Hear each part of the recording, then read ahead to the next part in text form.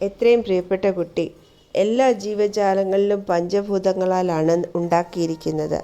ഭൂമി, ആകാശം, ജലം, അഗ്നി, വായു ഇവയാണ് പഞ്ചഭൂതങ്ങൾ.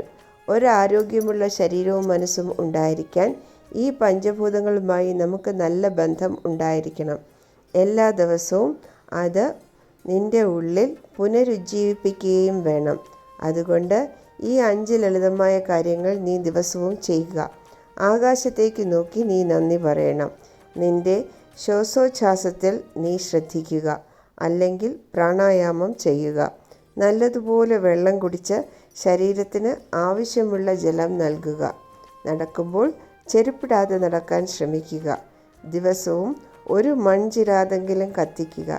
ഈ ലളിതമായ കാര്യങ്ങൾ എന്നും ചെയ്യുകയാണെങ്കിൽ അത് നിന്നെ മാനസികമായും വികാരപരമായും ശാരീരികമായും ഈ പ്രപഞ്ചവുമായി ഒരു നേർരേഖയിൽ വരാൻ സാധിക്കും. എൻ്റെ ക്ഷേത്രത്തിലോ ഏതെങ്കിലും ആരാധനാലയത്തിലോ പോയി പ്രാർത്ഥിക്കുക. ഒത്തിരി സ്നേഹത്തോടെ, നിൻ്റെ ബാബ.